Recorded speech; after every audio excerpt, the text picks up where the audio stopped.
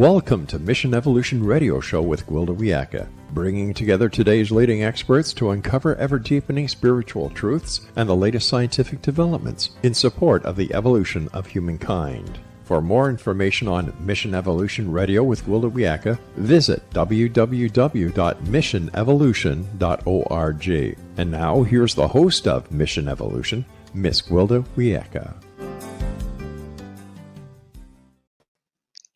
Throughout history, cultures have practiced fasting, a tradition dating back to well before biblical times. What was the reason behind the fasting practices of the ancients? Are there potential unacknowledged health benefits of fasting in modern times?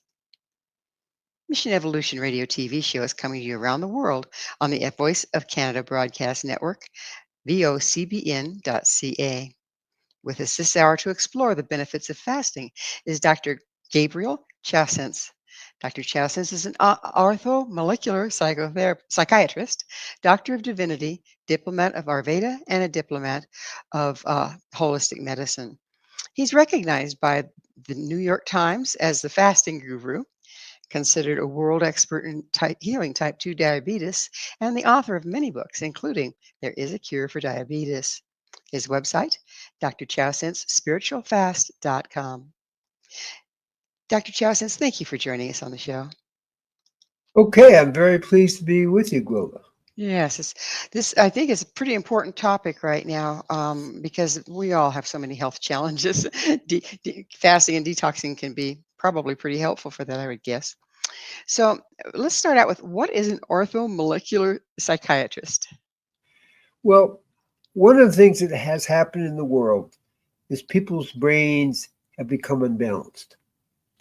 And what we do in ortho-molecular psychiatry, which incidentally started in Canada, the key people, is rebalance the neurotransmitters. And we do that with fasting. We do this with vitamins and minerals. We do this with meditating. All these things help rebalance the normal patterns, which have been disrupted by everything we're doing. So to be real extreme, the Russians did some research, and they found like 80% of the schizophrenics on 28-day fast were cured of schizophrenia. Now that's extreme, but it's very well documented. So a psychiatrist in the States is an MD first and then goes into psychiatry. Correct. So it's Correct. the same for you. Where'd you study? Columbia Medical School. Okay. New York City. Yeah. So what is Ayurveda? So Ayurveda, unfortunately, I lived on and off in India for 7 years. And Ayurveda is really a natural way of healing that was developed out of the systems in India, not just with herbs, but with the cycles of life and the different kind of constitutional types. Very sophisticated system, and I use it to get general balancing of people. People have different types.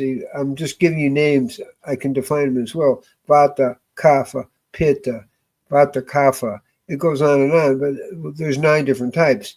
But the key is, once you understand your type, then you develop a diet and supplemental input, or herbal input as it is in India, to rebalance those systems.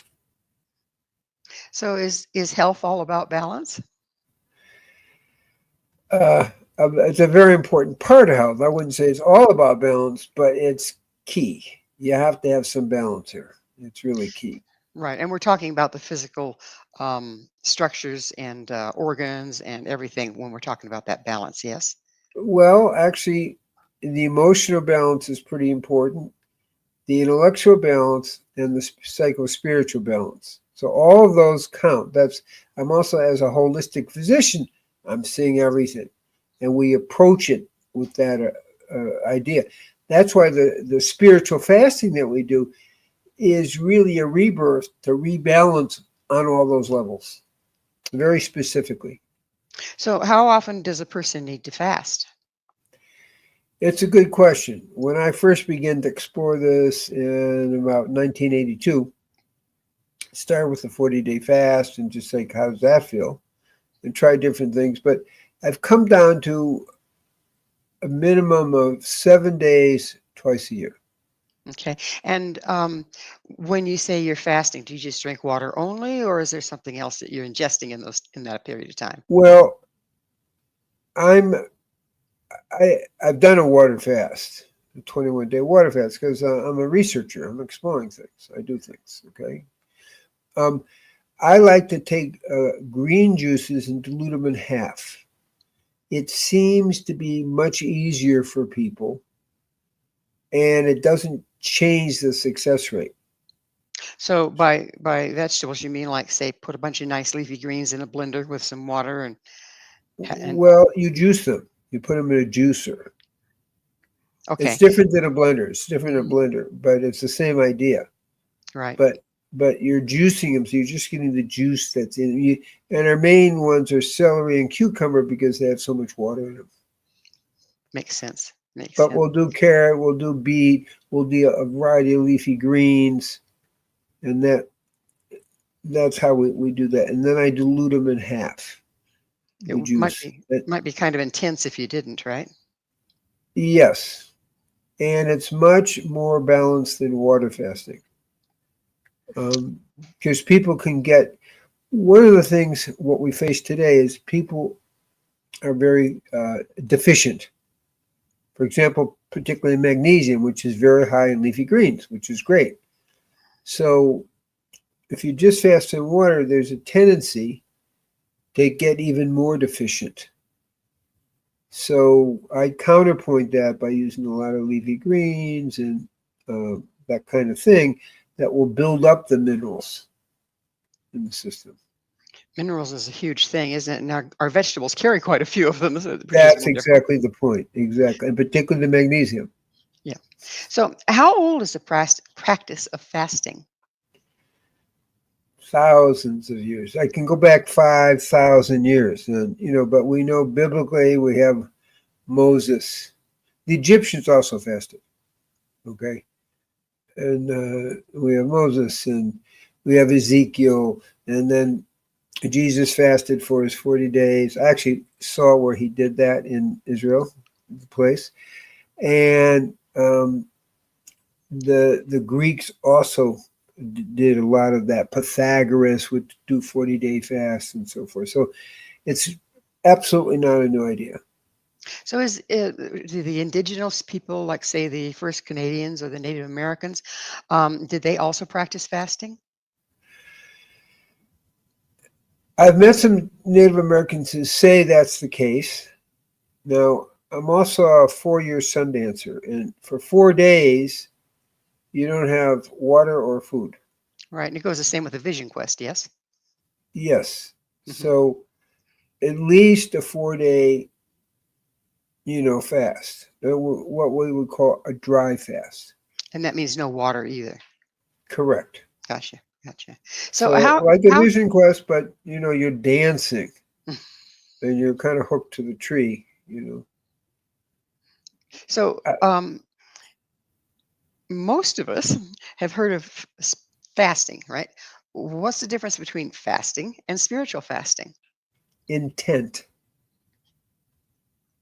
Okay. The intent with spiritual fasting is to grow spiritually, is to work through issues emotionally and mentally, as well as having a physical detox. Do you find that when a lot of people go on to a fast, they're also detoxing emotions and things that come to the surface? Absolutely.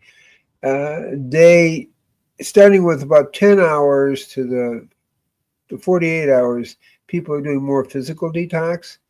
The emotional detox comes out more in day 3 and 4. We always warn people, day 3 and 4, don't worry about it. You're okay. Just have an emotional detox. And then day 5 and 6, 7, people begin to get feeling really, really good because the toxins are out of the brain. The physical toxins hold the emotional and mental toxins. And as they clear, then the emotional mental toxins come out in sequence that way.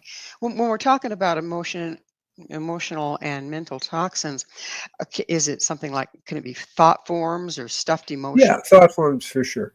So in That's the other words, mental toxins. so I constantly have this tape running in my head about my inefficiency or something. That would be one of the things that could possibly be detoxed Yes. by the fast. Yes. When I developed another process called 0 Point, where in a very short time, not with this is not psychotherapy, okay? But in a very short time, we can release those as they come up. One of the things that's great about fasting is things come up much more easily.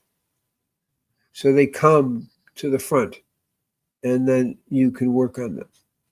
So what kind of support does a person need if they've got quite a backlog of emotion or negative thought forms? Well, I like to do the fasting in a group. And when we're doing the fasting, we have group support. Everybody shares how they're doing and they're feeling. And then I'm working with them. My wife also working all the time with people, like 24/7.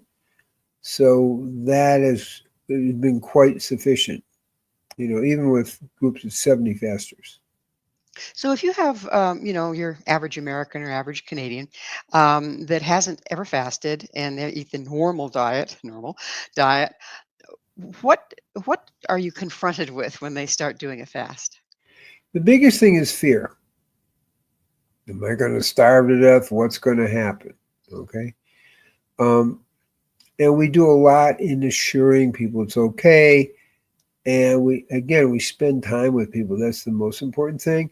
But when they hear other people are having the fears and concerns, especially day 1 and 2, then it goes away because you start to feel good. You start to feel okay. The group support's actually really, really important for people.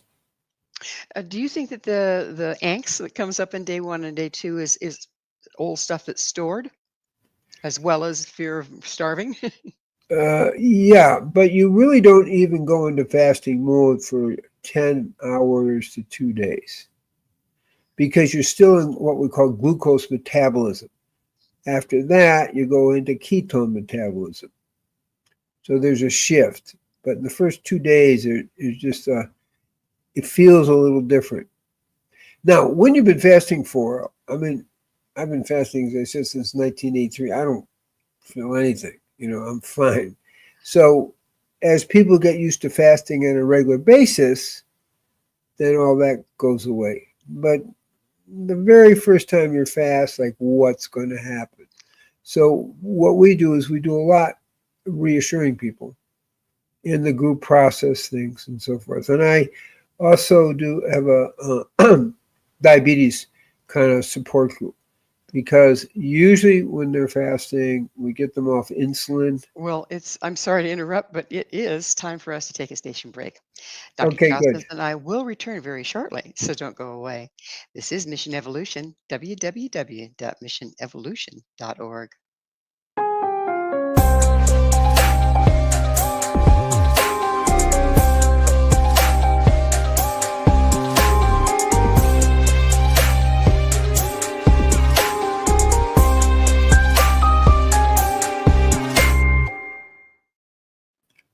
Fine, heal me. Just don't mess with my food. With us this hour discussing the benefits of fasting is Dr. Gabriel Cousens, the author of many books, including There is a Cure for Diabetes. His website, drchousenspiritualfast.com. Dr. Cousens, what there's all sorts of kind of fasting, right? You say a juice fast. Well, you're not really that means you're fasting from juice, I would think. But I think people mean that to be that you have nothing but juice. Correct. That's what that means. Okay.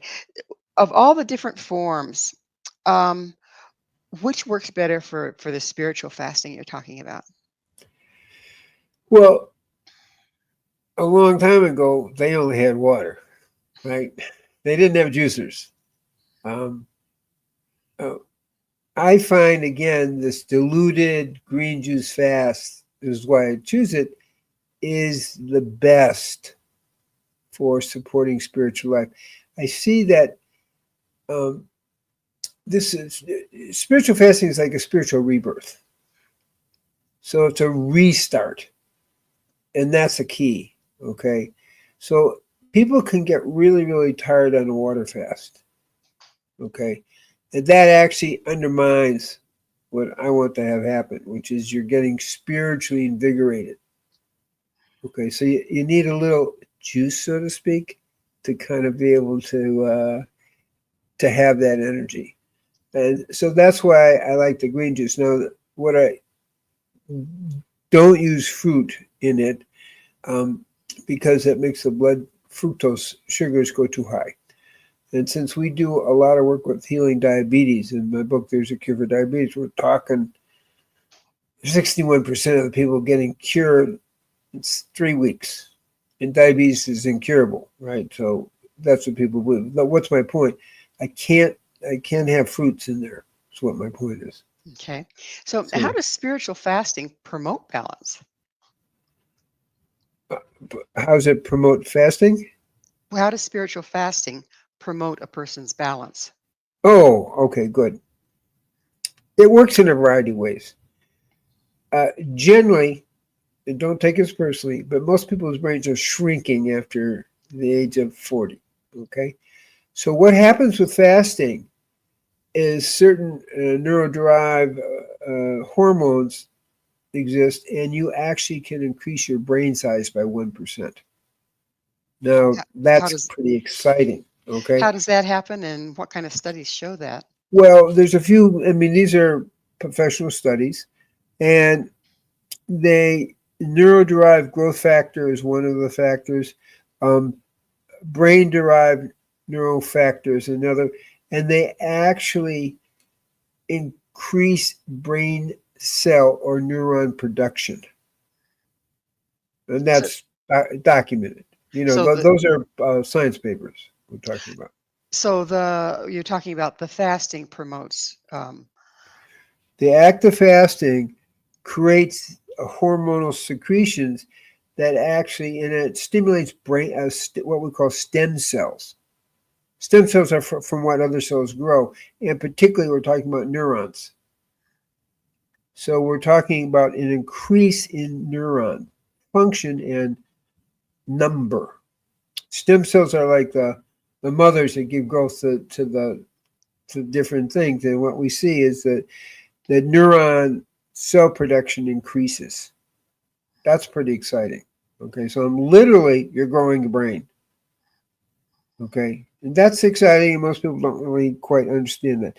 Also, we have an increase of human growth hormone. Okay, for men, it's about 13 times increase, and for women, it's 20 times increase. So From where they were before the fast. yeah. Okay. So we're regenerating neurons. You're getting the human growth hormone.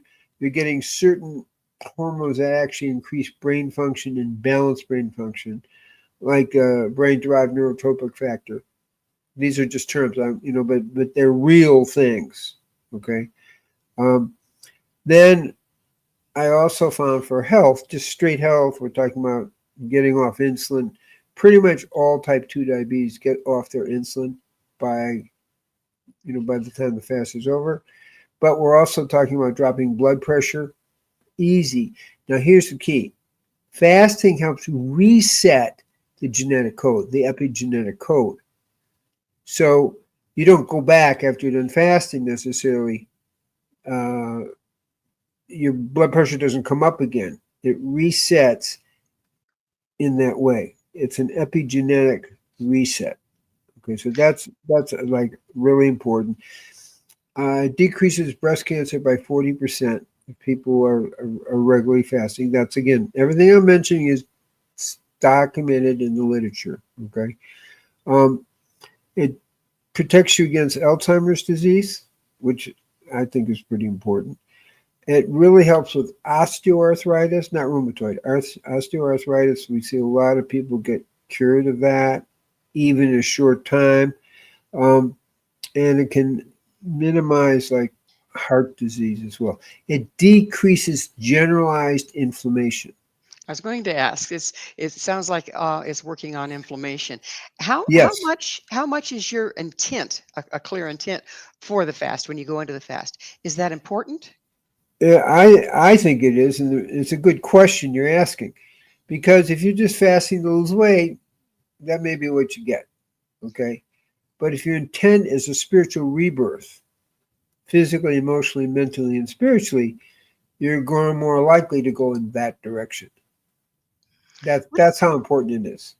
what is it So about the fasting that drops the inflammation and can create all these seemingly miraculous cures? What is it? What's the mechanism behind fasting that makes that possible? uh, I can't exactly answer that. I can tell you how the research points in that direction. And what we see is there's an increase in, I say, stem cell regeneration and an increase in supporting the immune system. So my assumption is that when you improve the function of the immune system, you're going to decrease the inflammation. Also, you have less toxicity come in. Your body's better able to handle what is, but you're also releasing a lot of toxins that generally have been increasing inflammation. So, can you expect to go through a healing crisis when you're doing all this detoxing? I don't expect to go through healing crisis because I've been fasting. But often when people just go into it, there could be a healing crisis for a day or so. But it's not that common. It's more common with water fast, but with a diluted juice fast, we don't see it that often. So, when does a person start to notice a change while they're on the fast?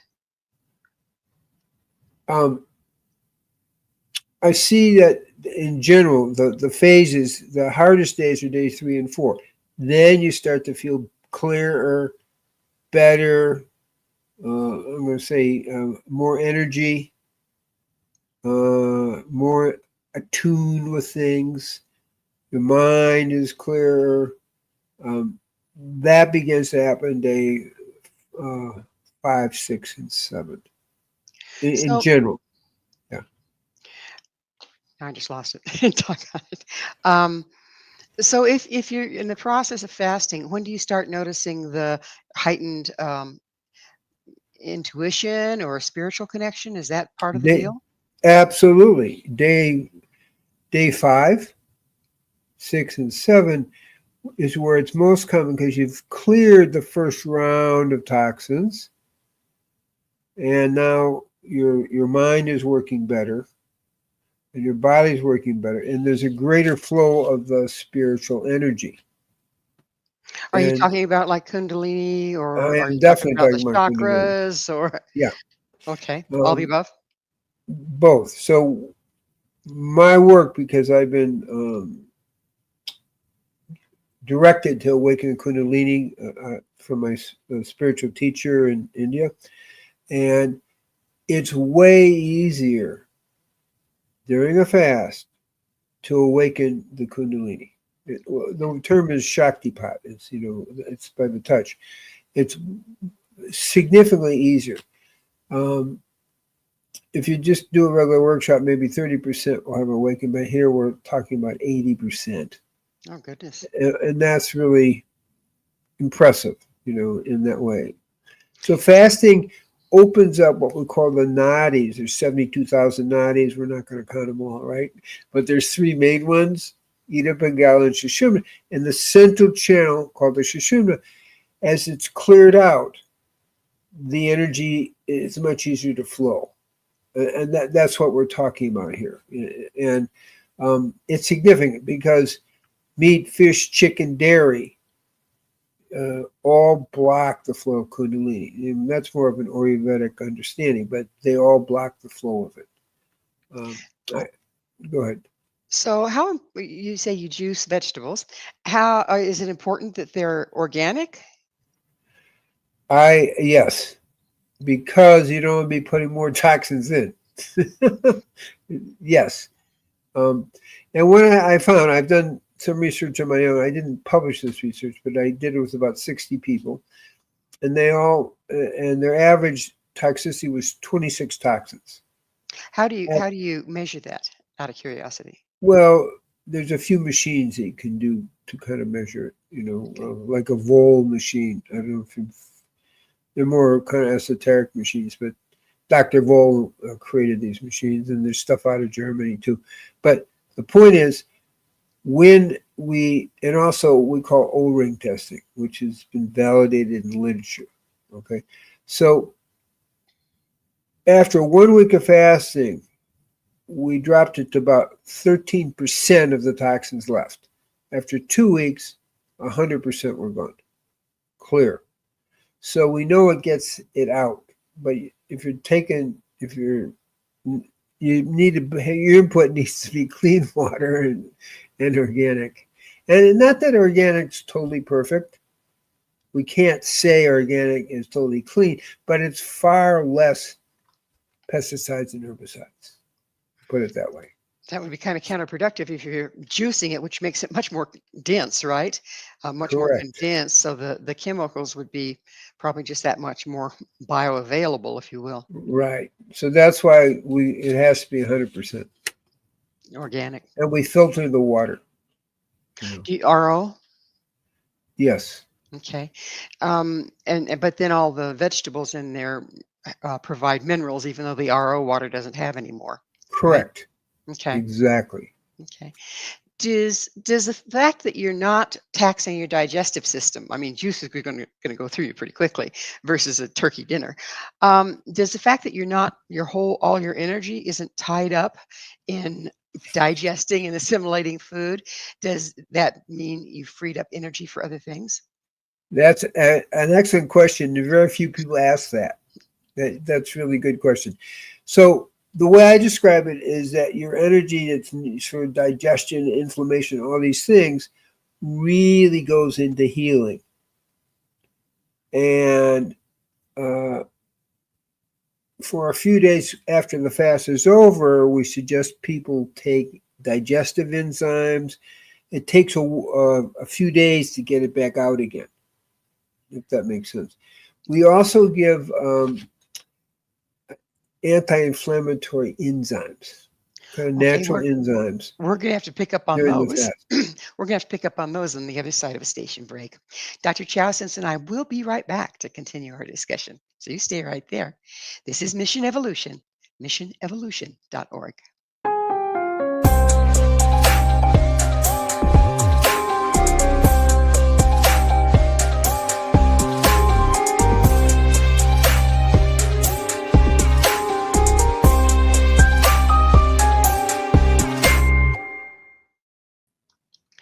Can fasting cure what ails me?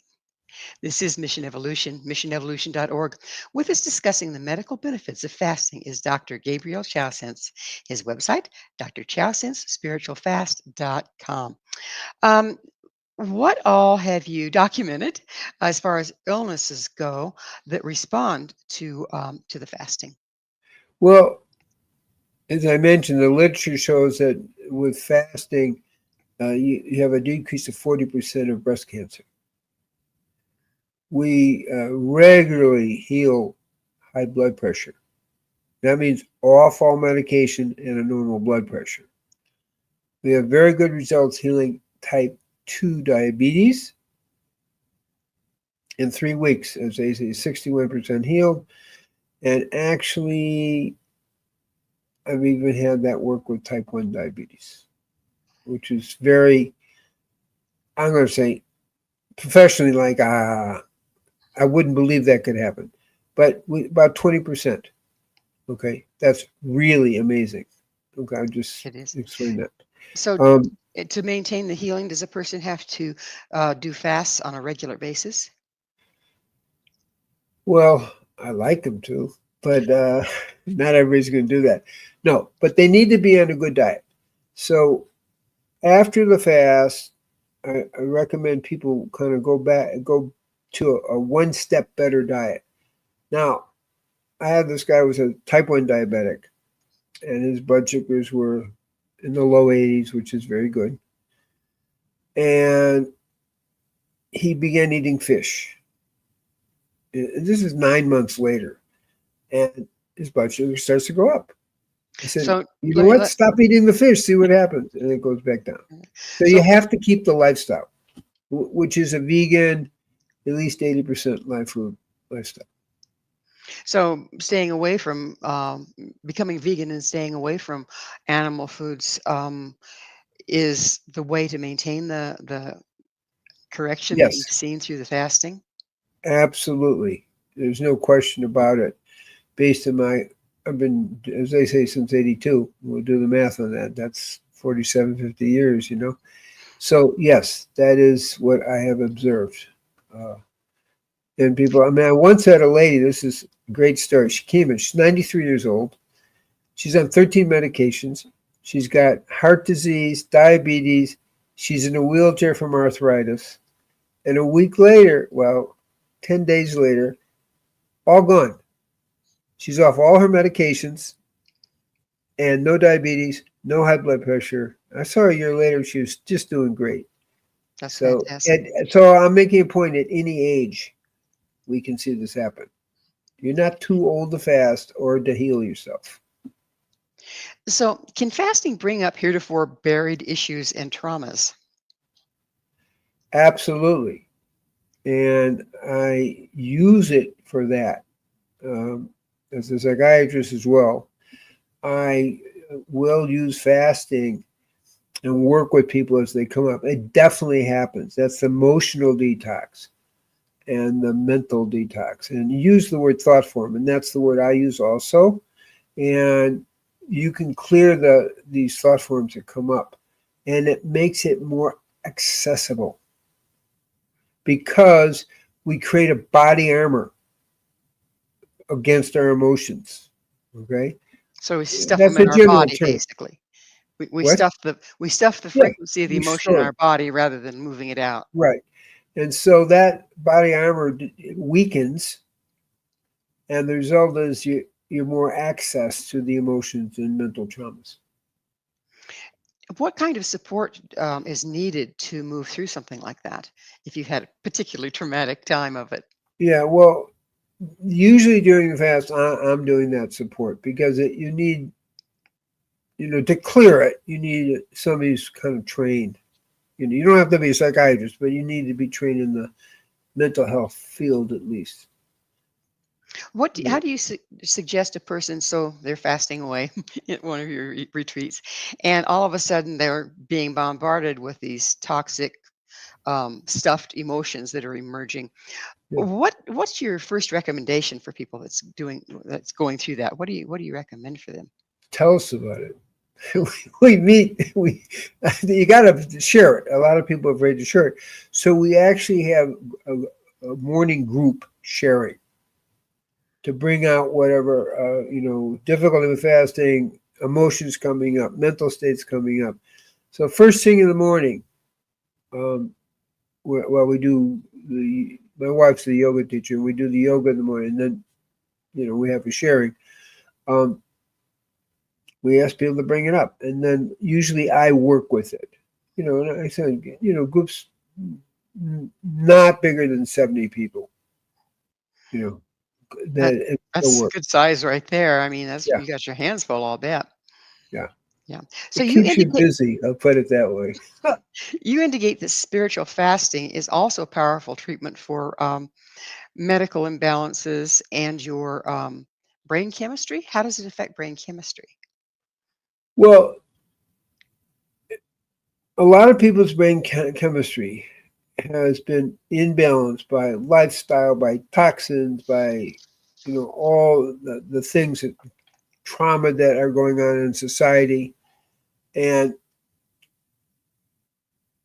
part of the work when you're fasting is it allows things to come back into normal. The normal balance is restored. That's really the key. It seems really simple, but when we understand it, creating a space, that's why it's good to be on retreat, creating a space where you can just be there with it. It allows your normal neurotransmitters, serotonin and dopamine, and I don't want to give a whole list of neurotransmitters, but the point is they start to come into balance. And that's key. And I won't go too far. I don't really use pharmaceuticals because we can bring it back in balance with ortho-molecular, with vitamins, minerals, fasting, and so forth, rather than maintaining the imbalance by kind of covering it up. So do you walk a person through starting to introduce foods again? And if so, which foods do you suggest they start with? It's a good, excellent question. At a 7-day fast, it takes, depending on the person, 1 to 3 days to come off. So we give a very, kind of vegetable soup, raw soup, and a little bit of salad type thing. And then we just kind of add to it. We don't do nuts and seeds. Well, we'll do like a tahini type thing, which is kind of already chewed up the 2nd day. And the 3rd day, pretty much they go back to their regular diet. But what we recommend very strongly is people make a step forward. I don't like people to go from 0 to 100 because then you usually fail. You get over your head. But, make one step you can do. You can absolutely do it. That's what I ask people to do. Do you give instructions to your people before they engage on a preparatory diet or anything? Oh, yeah. I would think that'd be important because if you go in after you've been eating McDonald's for a couple months, you might be in trouble. Absolutely. We tell people before, but also afterwards. And I'm giving lectures during the fast. So people kind of know. And then we have a whole way of, as they say, the one step at a time is important. People can get too enthusiastic. They're feeling so good. But then you get a rebound. We don't want a rebound. So I'd rather go a little slow, and just make one big change, not 5 big changes. Not 5 maybe. So what do you find the most supportive for a person as far as diet? You mentioned vegan, and this is after they've done the cleanse. You've mentioned vegan. What if a person doesn't want to go vegan and they want to go back to their good old cow? Okay, it covers your dinner plate. What do you see happen? Do they backslide? Do you lose the benefits of the fast? You don't get, you feel, the results of the fast last for about 4 months. If you're not really changing your diet. And then the tendency is you start slipping back because you're going to old patterns. Like this person, he was a type 1 diabetic. That's already an issue that he's cured for 9 months. And he starts eating fish and suddenly everything gets off. Okay, do you see what I'm trying to say here? I do. So it's like, stop eating fish. Just go back to where you're going, okay?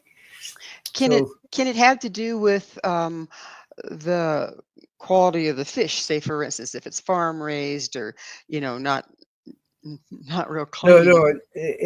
The fish concentrate from the water a lot of toxins. It used to be that the most toxic flesh food was cow, the chicken, but actually fish at this point, like in the last few years, they're now considered the most toxic because they're concentrating all the toxins from the ocean, and even the farm-fed type fish, they're still getting toxins. That some people feel they're even more toxic. So particularly if they're the big fish that eats the little fish, okay, Right, so that's kind of they're like a double concentrating whammy, it. isn't it? Yeah. Right. Okay, I And understand. in general, the higher up on the food chain you eat, the more toxins. So that the meat, fish, chicken, they pretty much carry about 95% of the toxins. So if you stay organic and stay vegan, how often would you need to fast? Well, it's a good question. I'm suggesting 7 days twice a year because you still got to breathe the air, right? For example, one of the things we were testing for was depleted uranium. Mhm. Well, you're exposed. Everybody is. Do you understand what I'm trying to say? So we're all exposed to toxins. The idea is to minimize it by eating lower on the food chain. That's really, I don't want to be, and the reason I take that position is I don't like people getting into a purist position, because they get obsessive, and that's not really healthy. So it's like, no, you do the best you can. That's the advice, and take one step more clean. And if you fast twice a year, you're going to clear whatever accumulated during the intervals. So same thing, if you go back into a toxic situation at home, you probably Exactly. you're going to have to plan on another fast sooner rather than later, right? Right. Okay. Okay. Um, how does a person know when it's time to go back on a fast, on a cleanse? Say you say twice a year, but maybe something comes up. What would come up that would indicate to them that they need to do it more frequently? Well, usually people start to feel sluggish. They tend to get headaches. They tend to feel muscle aches and pains. Above the age of 40, everyone has an increased brain inflammation. So your brain isn't working as well. These are things everybody faces. Okay, it's not a disease. We're just talking about everybody faces it from the environmental type things. So when people start to feel, I'll use the word toxic, slow, unclear, their memory isn't working quite so well, those are good indications. And you don't feel as strong. You lose strength. Mm-hmm. Those are pretty good signs. And with Well, age, there's a tendency for that to happen sooner than later. So, it's time for us. actually, It's time for us to take another station break.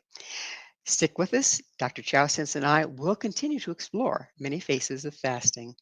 This is Mission Evolution, www.missionevolution.org.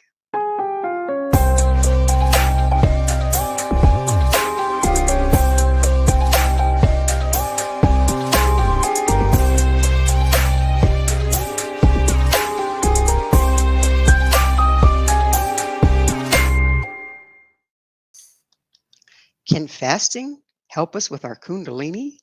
For that matter, what is the Kundalini? This is Mission okay. Evolution, missionevolution.org. We're continuing our discussion with Dr. Gabriel Cousens. His website, drcousens.spiritualfasting.com. And that is a question.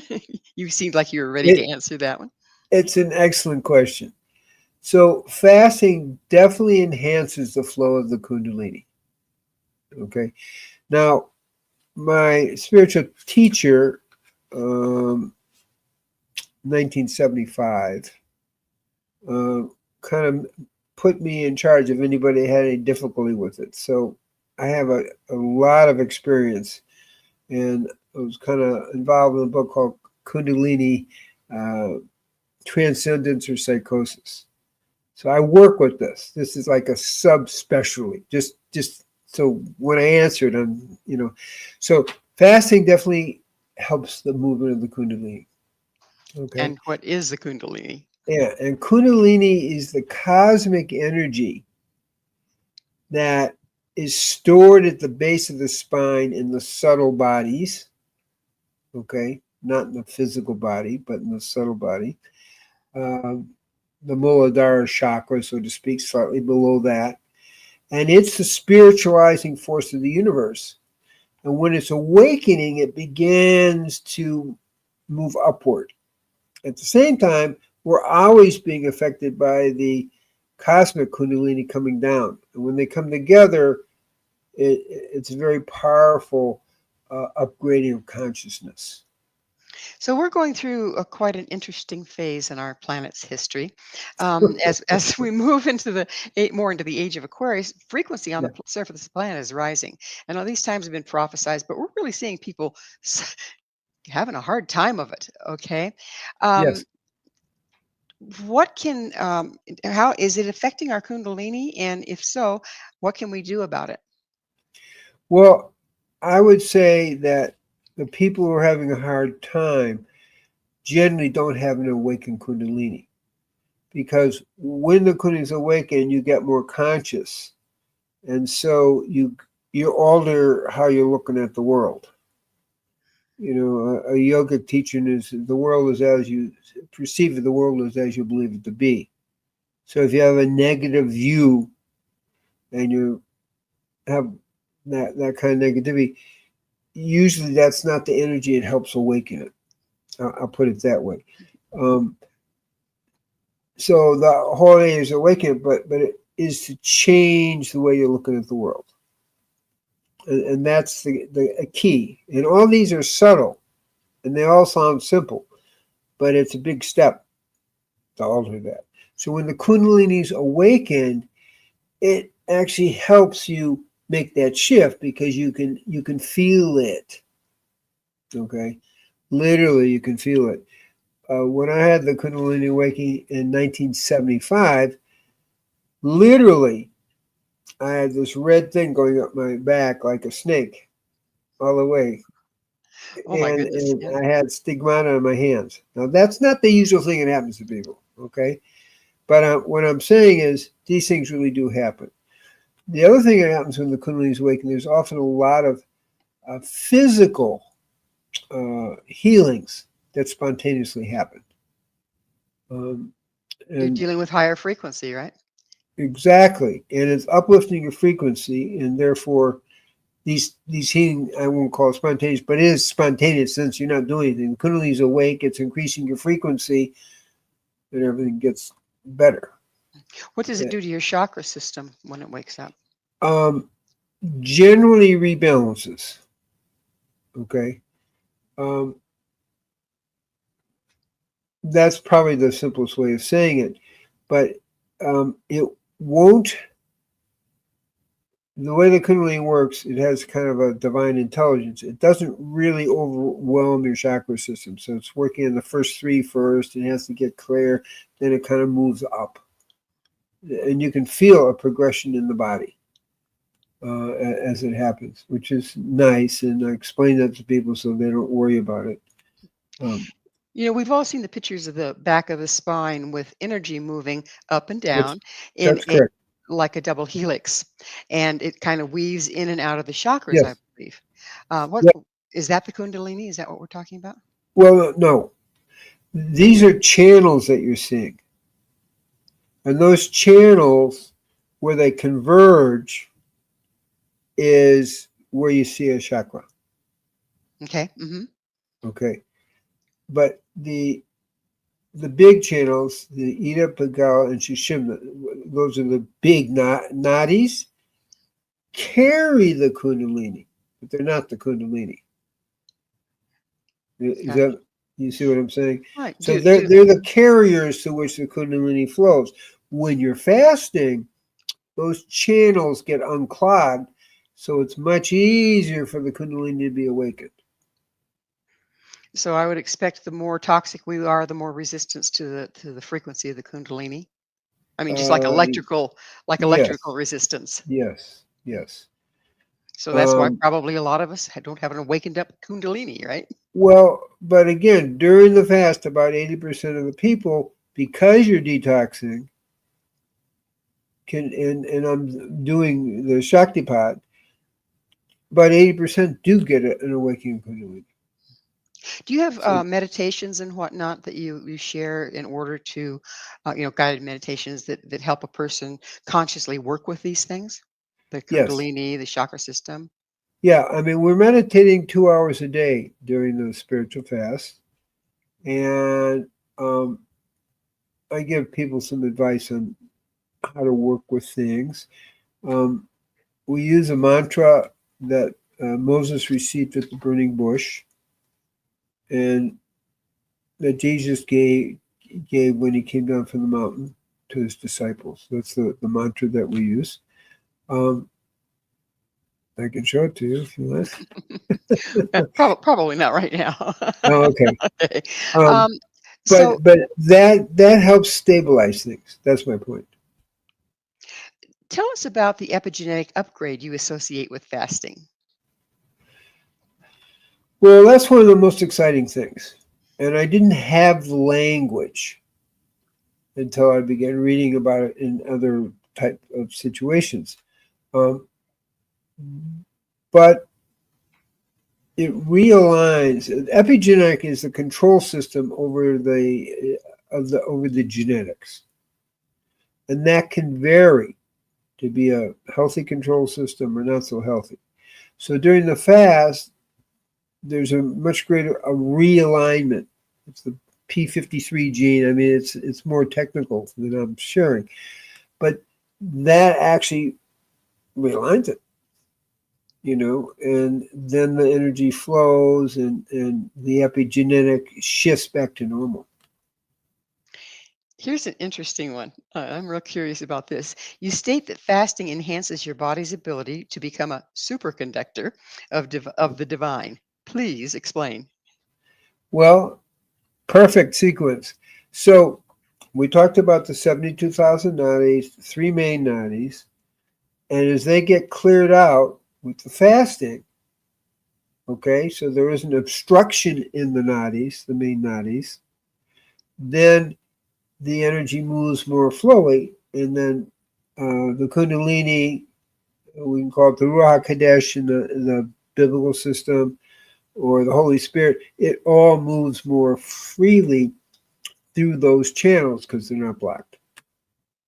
So, how does that impact the world at large and the people around us if we're a superconductor, if you will? It's really, your questions are great. We also do a world healing meditation that I've been doing since 1985. Every equinox and solstice. So, and this is the answer to your question, is that when our frequencies are increased, right, it increases the world frequency. So we're literally uplifting the world. Now, just to make the point really clear, sunspots are, the more sunspots, the more emotional disorder happens on the planet. During equinox and solstice, where we're doing these meditations, it decreases the amount of sunspots as compared to previous times before people were meditating. Does that make sense what I'm saying? So we are having a cosmic effect, not just the world planetary effect. Okay. So we're having an effect on the cosmos by meditating. So we're creating positive thought forms. Now, in cities, in a state called Rhode Island, meditators came in, like 350 meditators for the whole state, and they decreased the amount of violent crime by 43%. People said that's a fluke. Well, next year they came back and decreased it by 49%. So this peace meditation, which I've led at the United Nations, actually, okay, under auspices of Robert Mueller, the assistant director of the UN, that you're creating a vibration that actually uplifts everybody. That's pretty exciting. It is. And is that also tied to the concept that it doesn't take a majority of the people, it just takes a certain amount to reach critical mass to then Absolutely. affect the whole? Absolutely. We're talking, there's another study where just 1% in a town were meditating. They did 11 towns, or 1% were meditators. And they had an 18% decrease in the amount of crime. And these are all documented because Yeah. they keep track of it. There's been, since 1973, when people kind of caught on to meditation, there's been over 300 studies to document this. Okay. How do you envision this changing the world? Well, taking it from a UN, when I taught and led meditation there, the theory that Dr. Miller had, who was the assistant director of the UN, was that as the more people meditate, we're upgrading the whole frequency. And therefore, you're upgrading the frequency of the planet. By and large, as I said, there's been over 300 studies that show that. But in the long run, we're saying more people meditating, the more people do it. Now, there's a biblical term that we found. It says 10 will chase away 100, and 100 will chase away 10,000. So when 100 people are meditating together, you're creating a thought form for peace that's equal to 100,000. Amazing. And on that note, unfortunately, we're out of time. Dr. Chastens, thank you so much for coming on the show.